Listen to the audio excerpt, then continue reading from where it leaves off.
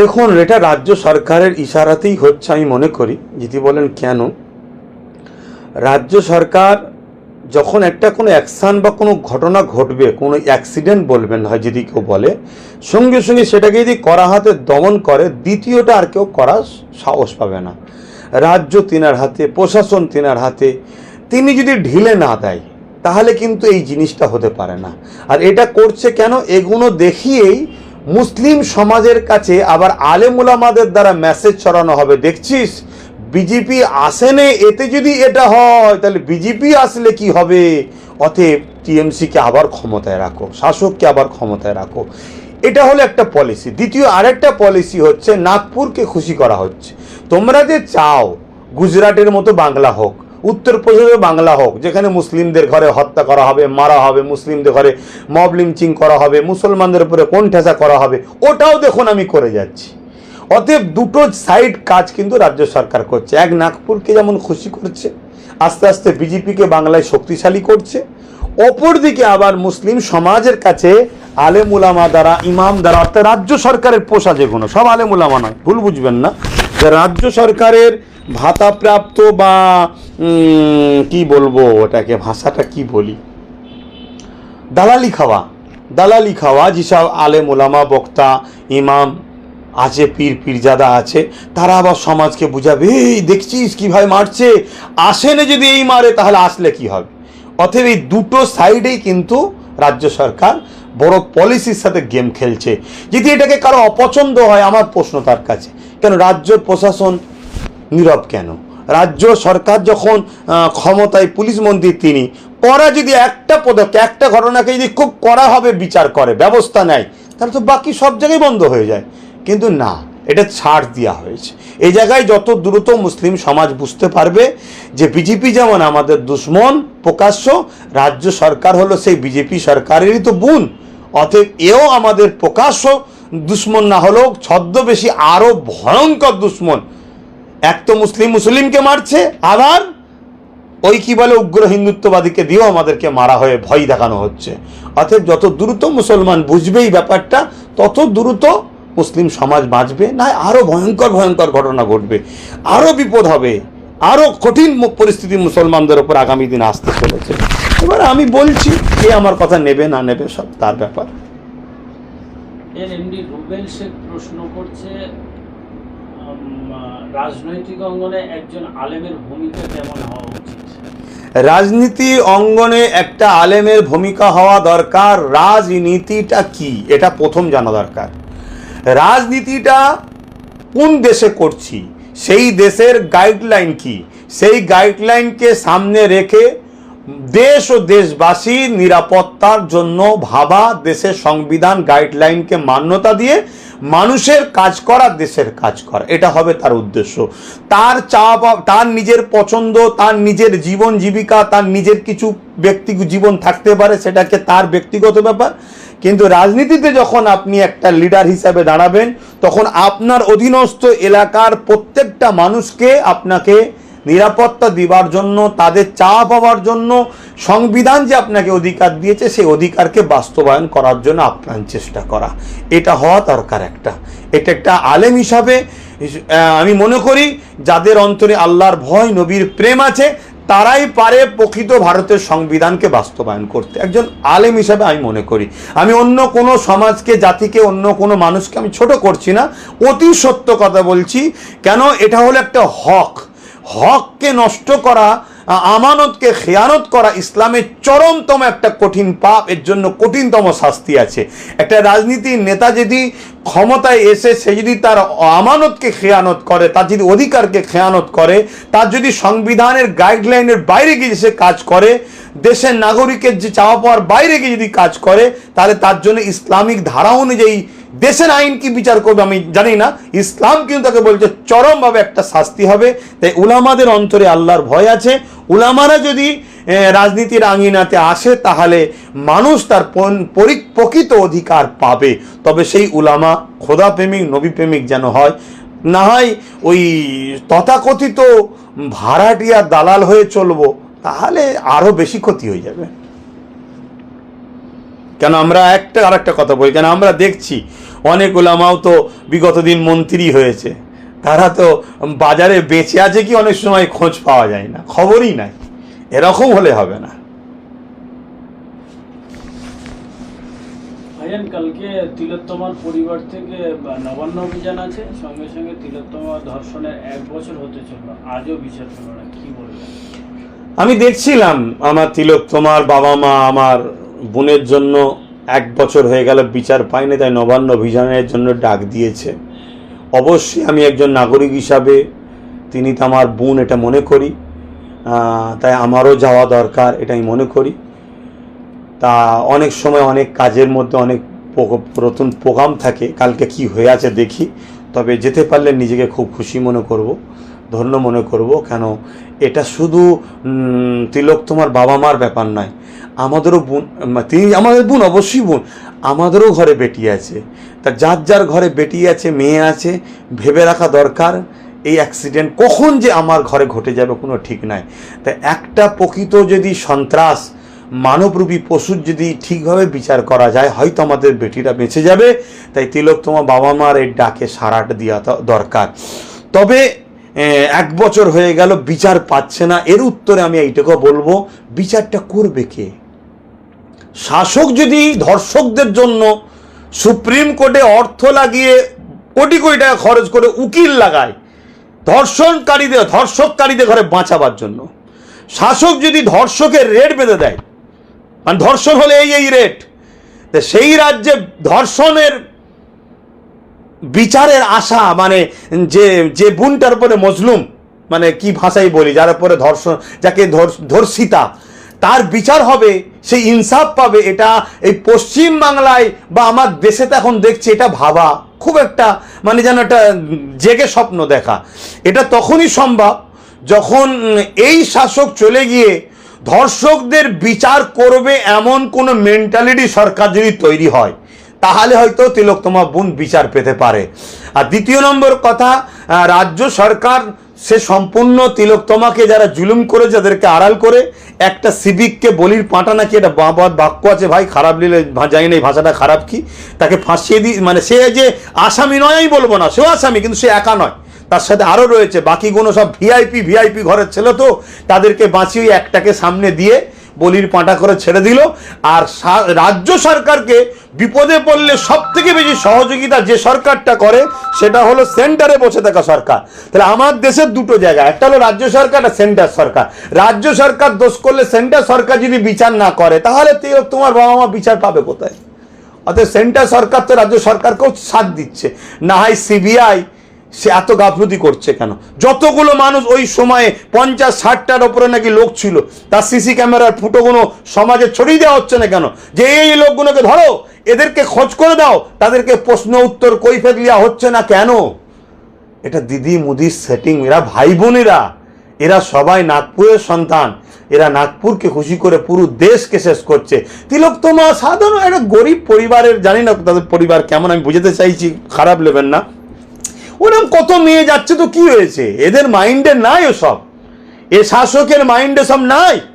তাতে বিচার পেতে গেলে আন্দোলন আরো বড় করতে হবে, বিচারের দাবির সাথে সাথে এই শাসককে উৎখাত করতে হবে এবং এমন একটা শাসককে নিয়ে আসতে হবে যে শাসক কথা দেবে, ক্ষমতায় বসার সাথে সাথে 6 মাস কি 1 বছরের মধ্যে আমি তিলোত্তমার ইনসাফ দেবো, সেরকম শাসক নিয়ে আসতে হবে। তবে বিচার হবে, না হয় এ বিচার হওয়া খুব মুশকিল। নাসিম শেখ প্রশ্ন করছে, দুর্গাপুর কাণ্ডের প্রধান আসামি প্রাক্তন তৃণমূল ছাত্র পরিষদের নেতা, বর্তমানে বিজেপি যুব মোর্চার নেতা পরিজিৎ গাঙ্গুলি আজও গ্রেফতার হলো না, কি বলবেন? দেখুন, এই অ্যাক্সিডেন্টটা আমি তো আগে বললাম, এই যে ঘটনাটা দুর্গাপুরে হয়েছে, এই জুলুমটা, সরি অ্যাক্সিডেন্ট না, জুলুমটা যে হয়েছে, সন্ত্রাসীটা, এটা দুটো কারণে হয়েছে, বুঝতে হবে কারণটা। এক হলো মুসলিম সম্প্রদায়কে ভয় দেখাও যে বিজেপি আসেনে, তাতে যদি এই জুলুম করে, সামান্য বিজেপি হওয়ার পরে এদের দলের লোকেরা, তাহলে বিজেপি চলে এলে কি হবে? অতএব মুসলিম ভোটটাকে টিএমসির সঙ্গে কোলে তুলে রাখো। দ্বিতীয় নম্বর হচ্ছে নাগপুরকে খুশি করো যে গুজরাট চাও, বাংলাতেও গুজরাট হচ্ছে, উত্তরপ্রদেশ চাও, বাংলাতেও উত্তরপ্রদেশের মতো ঘটনা ঘটছে। অতএব সেই জায়গায় রাজ্য সরকার যদি সহযোগিতা না করে, এরকম ঘটনা একবার হতে পারে, দ্বিতীয়বার হতে পারে না। চরম যদি ব্যবস্থা নেয়, কঠিন ব্যবস্থা নেয়, দ্বিতীয়বার কেউ ঘটনা ঘটাবার আগে 100 বার ভাববে। অতএব সরকারের যখন সহযোগিতা আছে সেখানে বিচারে আসা কেন আমার নাসিম ভাই চাইছে বা অন্য কেউ চাইছে, এতে বিচার হবে না। এরকম ঘটনা আরো ঘটবে, ওটাকে চাপা দিবার জন্য বারাইপুর হবে, আরো অন্য কিছু ঘটনা দিয়ে আবার কিছুকে চাপা দেওয়া হবে। এই অহরহ মুসলিম জাতি এবং পিছিয়ে পড়া এসসি এসটিদের উপরে অহরহ জুলুম হবে যতক্ষণ না এই সম্প্রদায় ওবিসি এসসি এসটি গরিব মুসলিম আদিবাসী দলিত সাঁওতাল বাগদি খ্রিস্টান মতুয়া যারা গরিব পিছিয়ে পড়া মানুষ, এরা যতক্ষণ না ভাববে যে আমরা সবাই ঐক্যবদ্ধ হয়ে আমাদের নিজেদের একটা ভাগিদারির, যে ডক্টর বাবা সাহেব আম্বেদকর বলেছেন, একটা ফ্রন্ট তৈরি করে আমাদের নিজেদের শক্তি না হবে, ততক্ষণ এরকম এরা মারধর খেতেই থাকবে, জুলুম হতেই থাকবে। এদের কোনো যারা জুলুম করবে তাদেরকে প্রমোশন দেওয়া হবে, লিডার বানানো হবে, নেতা বানানো হবে, তাদেরকে বিচার হবে না, ধরা হবে না। আপনি দেখবেন আগামী দিন হয়তো ওই যে লোকটা যার কথা বলছেন হামলা করেছে, হয় দেখা যাবে বিজেপি থেকে এমএলএ হচ্ছে, না হয় দুদিন পর দেখবেন টিএমসি থেকে এমএলএ টিকিট পাচ্ছে। কারণ আমরা দেখেছি ওই আসানসোলে যে মেন নাকি অভিযুক্ত, কি নাম যেন, বাবুল সুপ্রিয়, মেন নাকি অভিযুক্ত, বিজেপি তখন ছিল, তাকে টিএমসি সরকার নিয়েছে, মুসলিম অধ্যুষিত এলাকা কলকাতা থেকে জিতালো, মুসলমানরা জিতালো। যে জাতি তার কওমের ভাইদের দাঙ্গাকারীদের মূল অভিযুক্ত, যারা খুনের রক্ত, তাকে জিতায়, সে জাত কখনো নিরাপত্তা পেতে পারে না। অতএব সব দোষের মাস্টার মাইন্ড হচ্ছে আমরা নিজেরা, আমরা মুসলিম সম্প্রদায়, আমরা নিজেদের ক্ষতি নিজেরাই করছি। যতক্ষণ না আমাদের ঘুম ভাঙবে, আমরা নিজেদের ভালো মন্দ নিজেরা বুঝতে না পারবো, নিজেরা ভাগিদারিতে নিজেদের অধিকারের জন্য ডক্টর বাবা সাহেব আম্বেদকর সংবিধান অনুযায়ী নিজেরা যতক্ষণ না রাজপথ তৈরি করতে পারবো, ততক্ষণ আমাদের এই থেকেও আরো, আমি ভাষা খারাপ বলছি একটা, খারাপ নেবেন না, এর থেকে আরো বেহদ্দ কুকুরের দশা হবে। কুকুরকে যেমন পাগলা কুকুরকে পিলে রাস্তাঘাটে পিটিয়ে পিটিয়ে হত্যা করে, মুসলমানদের ঘরে ওর থেকেও দুর্দশায় পিটবে আগামী দিনে, এই বাংলাতেও ঘটবে। এই রাজ্য সরকার এও মুসলমানদের দুশ্মন, ইসলামের দুশ্মন এবং দেশের সংবিধান বিরোধী সেন্টারের সরকারও সমানভাবে এরা দুজন মিলেমিশে কাজ করছে। এই যে প্রতিবাদ যারা করবে এরা তাদেরকে ধরবে, যারা মানুষকে খুন করবে, জুলুম করে, তাদেরকে এরা আশ্রয় দেবে। এদেরকে এরা গাড়ি দেখেন না, আমার তিলোত্তমা বোনের হয়ে এরা উকিল লেগিয়েছে সুপ্রিম কোর্টে, তিলোত্তমা বোনের হয়ে নেই, সরি, তিলোত্তমা বোনকে যারা ধর্ষণ করে তাদের বাঁচাবার জন্য উকিল লেগিয়েছে রাজ্য সরকার। তারা এগুলো ভাবতে হবে। বলছে যে বর্তমানে এসআইআর নিয়ে রাজ্যের মানুষ আতঙ্কিত, বিহারকে থেকে রাজ্যের মানুষের উদ্দেশ্যে কি বলবেন? বিহারে কি হয়েছে ভাই? বিহারে হয়েছে এসআইআর, সেখানে মুসলিম সম্প্রদায়ের থেকে অমুসলিম ভাইদের নাম বেশি বাদ গেছে। তাহলে কি আমি খুশি অমুসলিম বিপদে পড়ছে? না, ওটা বলছি না, কিন্তু মেসেজ কি ছড়ানো হচ্ছে? মেসেজ ছড়ানো হচ্ছে মুসলমানদের নাম বাদ দিয়ে মুসলমানদের শেষ করে দেওয়া হবে। তাহলে মেসেজের সাথে বাস্তবের মিল নাই। আপনারা যারা আতঙ্কিত হচ্ছেন এসআইআর নিয়ে, যদি আমার কথা যারা পরিমাণ বিশ্বাস হয়, আমি স্পষ্ট ভাষায় বলছি, আপনাদের বাপ দাদা পূর্বপুরুষরা কি অন্য দেশ থেকে এসেছে? যদি বলেন না, তাহলে ভয় খাচ্ছেন কেন? এটা তো শুধুমাত্র একটা নাটক চলছে দিদি মোদির, আপনাকে এসআইআরে আতঙ্কে রেখে দিয়েছে। দৈনন্দিন জীবন যাপনের টাকা, দৈনন্দিন জীবন যাপনের জিনিসপত্রের দাম কোথায় বাড়ছে? দেশটা আস্তে আস্তে জিডিপি থেকে শুরু করে দেশের আর্থিক কাঠামোতে শুরু করে কল কারখানা, কারবার, পড়াশোনা, ব্যবসা বাণিজ্য সব কিছু দেশ রাজ্যে ধ্বংস হয়ে যাচ্ছে। এই নতুন একটা ইস্যু দিয়ে এরা মানুষকে ওই দিকে ভুলিয়ে রেখে দেশকে, দেশের মানুষকে ভোটের রাজনীতিতে এরা লুটতে চাইছে। এসআইআর কি নতুন হচ্ছে? স্বাধীনতার পর থেকে আরো 13 বার হয়েছে। মনে রাখবেন, কেন্দ্র সরকার এসআইআর কে সামনে রেখে মুসলমানদের বাধ্য এই ভয় দেখে হিন্দু ভাইদের ঘরে খুশি করে ভোট নিতে চাইছে। ঠিক রাজ্য সরকার খুব শিগগিরই দেখবেন বিজেপির ভয় দেখে যেমন আলেমুল আমাদের ঘরে, ইমামদের ঘরে ভাড়াটিয়া দালালগুলোকে নামিয়েছিল, এই এসআইআর কে সামনে রেখে কিছু আলেম উলামা, কিছু সবাইকে বলবো না, যারা রাজ্য সরকারের বিগত দিন থেকে ভাড়াটিয়া হয়ে আছে, আবার অনেকে বেরিয়ে চলেও আসছে, তাদেরকে সাধুবাদ জানায়, আবার নতুন করে নামিয়ে এসআইআর এর ভয় দেখিয়ে এই 26-এর তরিকে পার করার জন্য চেষ্টা করবে যে এসআইআর বাদ চলে যাবে, আমাকে বাঁচাও, আমাকে রাখো, দিদি না থাকলে কিছুই হবে না, দিদি না থাকলে। আরে আপনারা জানেন এই এসআইআর কে রাজ্যে যে ঘটবে, যে করতে গেলে যে খরচ আছে, এই খরচকে সামনে রেখে রাজ্য সরকার 321 কোটি টাকা বাজেট করেছে, যাতে করে এই রাজ্যে এসআইআর হবে যখন খরচ তো লাগবে, ওই খরচটা রাজ্য সরকার বাজেট কত করেছে? 321 কোটি। রাজ্য সরকারও তো এসআইআর এর জন্য খরচ করছে, বাজেট করছে। তাহলে সেই রাজ্য সরকার আমাদেরকে নিয়ে শুধুমাত্র ভোটের জন্য বোকা বানাচ্ছে, ছিলিবিলি খেলছে। এসআইআরটা কি? এসআইআরটা হচ্ছে অন্য দেশ থেকে কিছু লোক এ দেশে এসে ভোটার কার্ড করেছে, নাগরিকত্ব ফেক তৈরি করেছে, যারা কিছু কিছু রাজনীতির দলের লোকেরা তাদেরকে এনেছে নিজেদের রাজনীতির ফয়দার জন্য।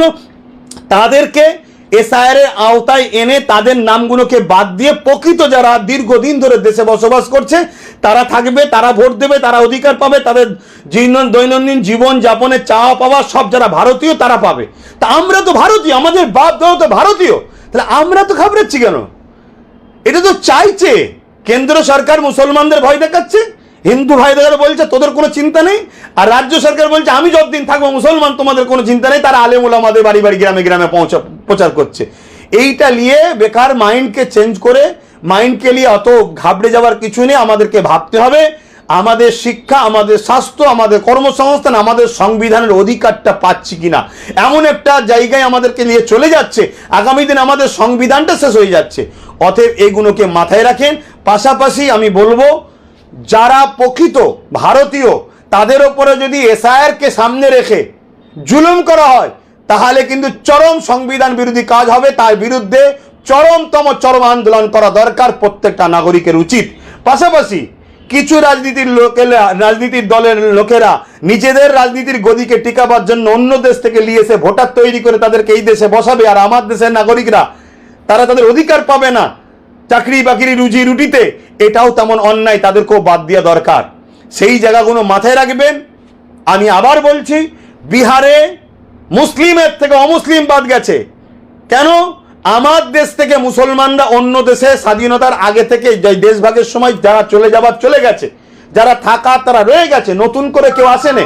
কিন্তু অন্য দেশ থেকে নতুন করে আসছে, সেটা মুসলিম নেই অমুসলিম, এটা মাথায় রাখবেন। তাই আপনাদের ঘরে বোকা বানাবার একটা ষড়যন্ত্র চলছে। আমি মুসলিম ভাইদের বলবো এই ফাঁদে পা দেবেন না। এই ফাঁদে পা না দিয়ে নিজের কাগজপত্র, বাপ দাদর যা কিছু আছে সব আপনি ঠিকঠাক করে রাখুন, বুক ঠুকে বসে থাকুন।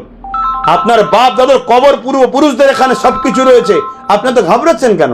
এই ঘাবড়ে তো শেষ হয়ে গেল। এর আগে বিজেপির ঘাবড়ানো, বিজেপি চলে আসবে, এটা চলে আসবে, এই করে তো আমাদের শেষ করে দিল।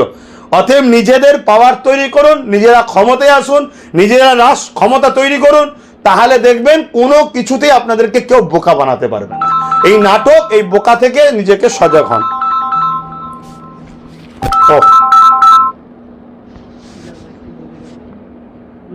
রাজ্যে ঘটে চলা মুসলিমদের প্রতি অত্যাচার, এসআইআর নিয়ে মুসলিমদের ভীত সন্ত্রস্ত করা, রাজ্যের প্রশাসন নিয়ে ইমাম মাওলানার নীরব, কি বলবেন? আমি তো আবার বলছি, ইমাম মাওলানা সবাই নীরব নয় তো।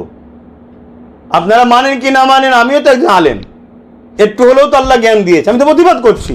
তা যারা শাসকের তামাক খায় না, শাসকের কাছে বিক্রি নয়, শাসকের দালালি খায় না, শাসকের কাছ থেকে নিজেদের পারিশ্রমিক অধিকার মাইনে নেয়, মেহনত করে, তার বিনিময়ে অনেকে চাকরি করে, সেটা আলাদা বিষয়।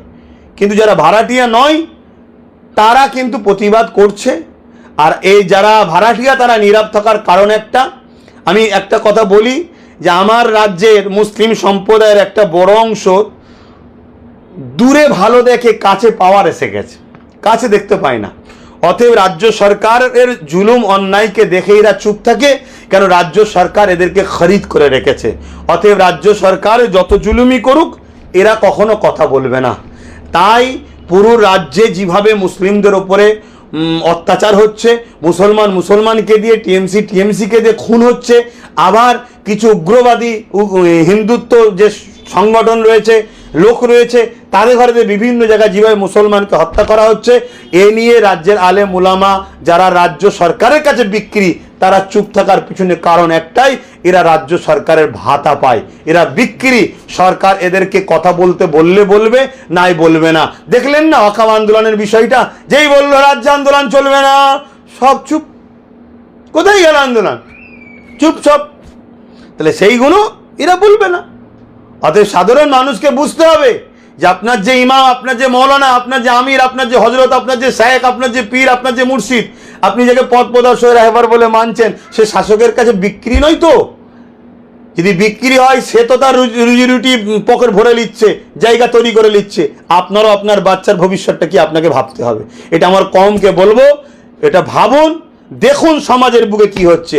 আর সবচেয়ে বড় কথা, মুসলিম সম্প্রদায় তো বেশিরভাগ গরিব আর একেবারে নিচু গ্রাম্য এলাকার মানুষ, তাদের কাছে ঠিকভাবে আলোও যায়নি, শিক্ষা থেকে শুরু করে আর এই দুনিয়াবি ইলেকট্রিক মোবাইল টোবাইলের যে আলো, তাই তারা এতটা বুঝে উঠতে পারছে না। আর এদেরকে এই নিরীহ মানুষগুলোকে এই আলেম ওলামা দিয়ে শাসক ভয় দেখিয়ে বারবার নিজের রুটি ছাঁকছে রাজনীতির। এই খপ্পর থেকে মানুষকে বেরিয়ে আসতে হবে।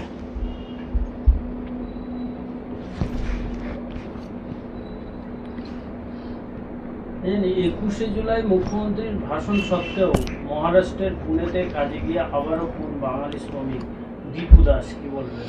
সে দীপু দাস হোক দাদা, আর যেই হোক, বাঙালিদের ওপরে বিভিন্ন রাজ্যে দীর্ঘদিন জুলুম হয়ে আসছে। আর এই জুলুমটা রাজ্য সরকার 21শে জুলাই থেকে মুখ খুলেছে শুধুমাত্র নিজের বাঙালি সিম্পেথি দেখিয়ে ভোটটা নেবার জন্যে।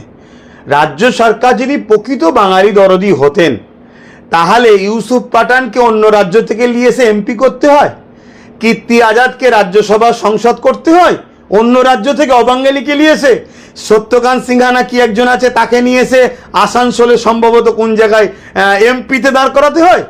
অতএব এটা শুধুমাত্র বাঙালি সিম্পেথি নিয়ে বাঙালিদের ভোটটা 26-এ নিতে হবে, তাই মুখ্যমন্ত্রীর ভাষণে বলতে হয় করবো, লড়বো, আন্দোলন করব। যদি প্রকৃত বাঙালি দরদি হতেন, তাহলে এই বাইরের রাজ্য থেকে ইউসুফ পাঠান থেকে শুরু করে, কীর্তি আজাদ থেকে শুরু করে, সত্যকান্ত সিংহ আরও অনেকে তাদেরকে নিয়ে এসে এই রাজ্যের মানুষ কি নাই, আগে বহরমপুরে কি লোকসভাতে কোনো মানুষ শাসকের ছিল না, সে তার দল থেকেই দিক না, না, এগুলো শুধুমাত্র বাঙালি দরদি দেখিয়ে বাংলার ভোট নিতে হবে। দ্বিতীয় একটা প্রশ্ন মনে রাখতে হবে, মানুষকে ভাবতে হবে, বিজেপি নাকি বাংলাকে দখল করবে। আরে যদি সত্যি বিজেপি বাংলাকে দখল করতে চায়, তাহলে বাঙালিদের বিরুদ্ধে লাগে। বিজেপি বাঙালির বিরোধী করে টিএমসিকে ইস্যু করে দিচ্ছে, দাদা দিদিকে ইস্যু করে দিচ্ছে 26-এর জন্য। রাজ্যে টিএমসি থাকলে ফায়দা নাগপুরের, আর বিজেপি থাকলেও ফায়দা নাগপুরের। যতদিন বাম ছিল, অন্য কেউ ছিল, নাগপুরের ফায়দা ছিল না। অতএব দিদি মোদি সেটিং করে চলছে, শুধু বলতে হয় বলবে। যদি সত্যি রাজ্য সরকার বাঙালিদের দরদি হয়, তাহলে দিল্লিতে গিয়ে পার্লামেন্টের সামনে কেন আন্দোলন করছে না? কেন দিল্লিতে গিয়ে প্রধানমন্ত্রীর বাসভবনের সামনে, রাষ্ট্রপতির বাসভবনের এলাকায় বা যেখানে আন্দোলন করলে পুরো ন্যাশনাল রিপোর্ট হবে, সেখানে কেন আওয়াজটা তুলছে না? আমার রাজ্যে শুধুমাত্র পাড়ায় পাড়ায় ঘুরে বাঙালি সিম্পেথি নিয়ে 26-এর ভোটটা নেবে, এদের সঙ্গে বাঙালিদের কোনো দরদ নাই। যদি সত্যিই বাঙালি দরদি হতো, তাহলে দিদি এই ঘোষণাটা দিচ্ছে না কেন? যত বাঙালি আছো ফিরে চলে আসো, আর আমার রাজ্যে যারা অবাঙালি আছো, ভাই কিছু মনে করো না, তোমার রাজ্যের সিএমদের কাছে তোমরা যে বলো জুলুম বন্ধ করতে, আবার ফিরে আসবে, না হয় তোমরা তোমার রাজ্যে ফিরে যাও। জানি এটা যুক্তরাষ্ট্র কাঠামো অনুযায়ী ঠিক নয়, কিন্তু তারপরও সে যখন ভাবছে না, আপনি এত দরদি হয়ে কেন ভাবতে যাচ্ছেন? আপনার কাছে আপনার রাজ্যের বাঙালিরা আগে নয়? যারা আপনাকে ভোট দিয়ে জিতায় তারা আগে নয়? আপনি অবাঙালি উড়িয়া থেকে অন্য জায়গা থেকে এসে বসে আছে, তাদের দরদটা দেখাতে পাচ্ছেন, তাহলে আপনি কথা বলতে পারছেন না কেন? 4 নম্বর প্রশ্ন, আপনি ভিন্ন রাজ্যের সিএমকে ফোন করছেন না কেন যে অবিলম্বে বন্ধ করো, নাই তোমার রাজ্যের লোককে পাঠিয়ে দেবো? 5 নম্বর কথা, আপনি যদি সত্যি বাঙালি দরদি হন, তাহলে আপনি প্রতিটা রাজ্যে বাঙালিদের জন্য একটা অফিস তৈরি করে ফ্রিতে কল করছেন না কেন? যেখানে বাঙালিরা কোনো বিপদে পড়লে সেখানে যোগাযোগ করবে, করে একটা হেল্প পাবে। এটা শুধুমাত্র রাজ্য সরকার বাঙালিদের ইস্যুকে সামনে রেখে ভোট নিতে চাইছে। আর এই ইস্যুটা তৈরি করে দিয়েছে দাদা তার ছোট বোন দিদির জন্য, অর্থাৎ বিজেপি এর জন্য রাজ্য সরকারের জন্য ইস্যুটা তৈরি করে দিয়েছে। অতএব এই জায়গা থেকে মানুষকে বাহির হয়ে আসতে হবে। যদি না আসতে পারে, বাঙালিরা আরো বিপদে পড়বে। আমরা বিগত কয়েকদিন আগে দেখলাম নওশাদ ভাইজান উত্তরবঙ্গে সফরে গিয়েছিল, মানুষের জনজোয়ার, এই দেখে আপনি কতটা খুশি? হ্যাঁ, আমি দেখছিলাম এবং অনেকে ফোন করেছিল যে আমরা ভাইজান এসেছিল, আমরা গিয়েছিলাম, ছোটো ভাইজান এসেছিল, আমরা গিয়েছিলাম। আমি ভাইজানের বিশাল জনসমুদ্র হয়েছে, অনেকে ছবি পাঠাচ্ছিল। একটা বড় ভাই এর থেকে আর কি পাওনা থাকতে পারে? আমি তো চাই, আমি তো অনেক জায়গায় দোয়া করেছি যে মহান সৃষ্টিকর্তা ওকে অনেক বড় জায়গায় পৌঁছে দিক, যাতে করে সর্বধর্মের মানুষের শিক্ষা, স্বাস্থ্য, কর্মসংস্থান, সংবিধানের অধিকার দিতে পারে। সেই রাজ পাওয়ার জন্য মালিক ওকে দেয়, সেইটা তো আমি প্রায় দোয়া করে থাকি। এর জন্য আমি অনেক খুশি। তবে একটা ভয় লাগছে, ও যত দ্রুত বাড়ছে, মানুষ ওর পিছনে ছুটছে, একটা ভয় লাগছে। সেই ভয়টা হচ্ছে এটাই, শাসক যখন কোনোভাবে ওকে রুখতে পারছে না, শাসক হয়তো বা কেন্দ্র সরকার হয়তো একে রুখার জন্য, কি কেন্দ্র সরকার কি রাজ্য সরকার টাকা খরচ করে হয়তো ছোট ছোট মানে কিছু মুসলিমকে দিয়ে আবার হয়তো নতুন নতুন দল খুলি দিতে পারে, যে নওশাদের এই জনসমুদ্র, প্লাবন বা নওশাদের এই জনগণের ওপরে, যে নওশাদের ওপরে যে জনগণের যে সর্বধর্মের মানুষের যেটা প্রেম, এটাকে রুখার জন্য আবার হয়তো কাউকে না ছোট ছোট দল খুলিয়ে এই ভোটটাকে টুকরো টুকরো করার জন্য আবার শাসক বা কেন্দ্র সরকার না চেষ্টা করে। এটা একটা আমাকে ভয় লাগছে। তাই মানুষকে বলবো, আপনারা যেভাবে জেগেছেন আরও জাগুন, লোককে সাথে বন্ধুত্ব করুন। এসসি, এসটি, ওবিসি, সর্বজাতি, বর্ণ, ভাষার মানুষ, পিছিয়ে পড়া গরিব মানুষ অধিকার নিবার জন্য আপনারা সবাই একে অপরের বন্ধুত্ব হন, একে অপরকে বুঝান। নওশাদের সাথে যেভাবে জুটছেন আরও জোরেন। আর মনে রাখবেন, ফাঁদ পাতবে, কোনো ফাঁদে পা দেবেন না। দেখা যাবে একটা নতুন দল খুলে দেওয়া হলো বা কোনো মৌলী সাহেবকে নামিয়ে দেওয়া হলো বিভিন্ন ভয় দেখাবার জন্য, এদিক ওদিক যেন ফাঁদে পা দেবেন না। তো যাক, অনেকক্ষণ হয়ে গেল মনে হচ্ছে তো নাকি? আরে অনেকক্ষণ হয়ে গেছে। আর কিছু প্রশ্ন আছে না? আমি একটু বিদায় নিতে পারলে ভালো লাগে হয়। কেন, প্রশ্ন আছে? কি বলেন? ইসমাইল হোসেন প্রশ্ন করছে, ভাইজান মালদা মুর্শিদাবাদে আইএসএফ যেভাবে বৃদ্ধি পেয়েছে, তাতে মনে হয় এখানে আরো জোরালো প্রচার করা উচিত। সব জায়গাতে আইএসএফকে মানুষ এখন চাইছে, আমি দেখছি। নওশাদ, বিশ্বজিৎ দা, তাপস ব্যানার্জি, শামসুল আলম, নাসির স্যার, আরও যারা রয়েছে ওদের সব ছেলে টিমেরা, তারা যেভাবে কাজ করছে, মানুষ বিশেষ করে নতুন প্রজন্ম দেখছে, তো তারা সোশ্যাল মিডিয়া হাতে, যে সবাই ধর্ম ধর্ম ধর্ম ধর্ম করছে। আরে তোরা যদি ধর্ম করবি, ধর্মগুরু হয়ে যা না। যা দীঘাতে গিয়ে মন্দির করেছিস, এটা ধর্মর আশ্রয় নিয়ে বসে যা, ওখানে কেন্দ্র সরকার রাম মন্দির, ধর্মগুরু হয়ে যান আপনারা। রাজনীতির নেতাদের তো কাজ এটা নয়। রাজনীতির নেতাদের কাজ মানুষ কি করে রুজি রুটি পাবে, কলকারখানা হবে, চাকরি হবে, শিক্ষা হবে, স্বাস্থ্য সুস্থ পাবে। তো সেই লাইনে যে নওশাদ যেভাবে সংবিধানকে সামনে রেখে যে কাজ করছে, রাজনীতি করছে, বা তার টিম তার দল যেভাবে করছে, এতে মানুষ সর্ব জায়গায় যেভাবে ভেঙে পড়ে আসছে, সেটা অবশ্যই চোখে পড়ার মতো। আর মুর্শিদাবাদ, মালদাতে আরও বেশি চোখে পড়ার কারণ হচ্ছে কি, দীর্ঘ বছর ধরে মুর্শিদাবাদকে অবহেলিত করা হয়েছে। মুর্শিদাবাদকে দীর্ঘ বছর ধরে অবহেলিত করা হয়েছে। মুর্শিদাবাদ বিশ্ববিদ্যালয় একটা পায়নি। শিক্ষামন্ত্রী বলেছিল, যদি সবাই শিক্ষিত অর্থ হয় তাহলে ঘর করবে, লেবারের কাজ করবে কে? মুর্শিদাবাদকে কত বড় অপমান করেছিল এই রাজ্য সরকারের প্রাক্তন যে শিক্ষামন্ত্রী, এখন জেলে রয়েছে মনে হচ্ছে। কথা বুঝে আসছেন তো? এইভাবে অপমান করা হয়েছে। তো সেই জায়গায় এই জন্যে আজকে তারা ভাবছে, বা মুর্শিদাবাদ, মালদার মানুষ আরেকটা কারণে নওশাদের পিছনে, নওশাদ যে কংক্রিট বাঁধ ভাঙকাকে রুখার জন্য যে মানে গার্ড দিতে হবে নদী ভাঙনকে, এটা বারবার আওয়াজ তুলছে। এটা মুর্শিদাবাদের মানুষের কিন্তু একটা বড় দৈনন্দিন জীবনের চাওয়া পাওয়া। কথা বুঝে আসছে? এবং ওদের যে যেটা ওরা যে মেহনত করে, শ্রম যে করে, তার ঠিকমতো মজুরি পায় না, সেই মজুরি যাতে পায়, এর একটা আওয়াজ। তো এই যে ব্যাপারগুলো আছে, এগুলো মানুষের কাছে দিলে লেগেছে। এবং সত্যি আমি মনে করি নওশাদ যদি ক্ষমতায় আসে, মানে সবাই মিলে একসাথে যারা আরও সব আছে সবাই জোট মেরে, তাহলে হয়তো মুর্শিদাবাদ ও মালদার মানুষের এই বাঁধ ভাঙন থেকে শুরু করে যে চাওয়া পাওয়া, এগুলো হবে। অবশ্যই সব জায়গাতেই আইএসএফকে আরও বেশি করে সময় দেওয়া দরকার। এবং আপনাদেরও বলবো, আপনারাও আইএসএফের পাশে আরও বেশি করে সময় দিন। আপনারাও ছোট ছোট করে বন্ধুত্ব তৈরি করে এসসি, এসটি, সর্বধর্মের মানুষের কাছে ছড়িয়ে পড়ুন। বুঝান যে ভাই, টিএমসিকে রোকার জন্য বিজেপি কোনোদিন পন্থা নয়। কেন? বিজেপি হলো টিএমসির সাপোর্ট বা গার্ড। বিজেপি যখনই ফাঁসবে, সিপিএম তখন টিএমসি যখনই ফাঁসবে, বিজেপি তখন তাকে গার্ড দেবে, বাঁচাবে। যেমন তিলোত্তমা বোনের ব্যাপারটাই বাঁচাচ্ছে, আর অনেক কিছু বাঁচাবে। ঠিক তেমনই কেন্দ্রের যখন কোনো প্রয়োজন হবে আবার টিএমসি তাকে হেল্প করবে, গার্ড দেবে। অতএব বিজেপিকে হারাবার জন্য টিএমসি মোটেই উপযুক্ত নয়, আর টিএমসিকে হারাবার জন্য বিজেপিও মোটেই উপযুক্ত নয়। তাই আমাদেরকে বাকি যারা আছে তারা সবাই সংগঠিত হয়ে এই দুই শক্তিকে খতম করে রাজ্য দেশকে শেষ করতে হবে, মানে উপকার এদের হাত থেকে যে শেষ করে দিচ্ছে এদের হাত থেকে ফিরিয়ে এনে দেশকে বাঁচাতে হবে, রাজ্যকে বাঁচাতে হবে। শিক্ষা, স্বাস্থ্য, কর্মসংস্থান, বাসস্থান, সংবিধানের যে অধিকার মানুষের সাথে ফিরিয়ে দিতে হবে। তো যাক, আমি অনেকটা কথা বলে ফেললাম, একটু জোরেও বলে ফেললাম, এর জন্য নিজেকে ক্লান্তও লাগছে। শুক্রবার এমনি ক্লান্ত থাকি, তা আপনারা কেউ আমার কথা জোরে বলার জন্য বা কোনো ভাষা থেকে কষ্ট পেলে ক্ষমার নজরে দেখবেন। আমি মানুষের স্বার্থে, দেশের স্বার্থে গুটি কত কথা বললাম, আপনাদের প্রশ্নের উত্তর দিলাম। আমি শেষ একটা কথা বলবো, এসসি, এসটি এবং ওবিসি অর্থাৎ মুসলিম, দলিত, আদিবাসী, মতুয়া, পিছিয়ে পড়া হিন্দু, সমস্ত গরিব মানুষকে বলবো আপনারা সংগঠিত হন, ঐক্যবদ্ধ হন। আইএসএফ যেভাবে কাজ করছে আইএসএফের সাথ দেন, এটা মনে রাখবেন।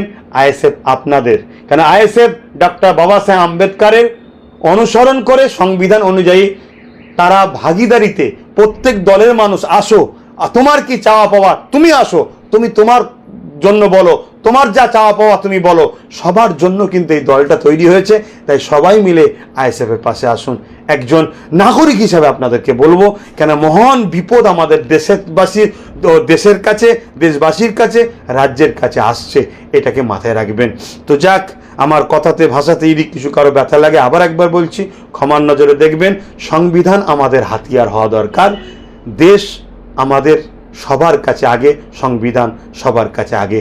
খুব শিগগিরই আমাদের কাছে একটা দিন আসছে 15ই আগস্ট, যে দিন আমাদের জন্য বড় গর্বের দিন, বড় ঐতিহ্যের দিন। সেই দিন আমাদেরকে সবাই আনন্দের সাথে উদযাপন করবেন, সবাই আনন্দের সঙ্গে করবেন, এটাই মাথায় রাখবেন। এবং দেশ ধ্বংসের দিকে না চলে যায়, এটাকে সর্বসময় প্রতিটা দেশবাসীর মাথায় রাখা দরকার।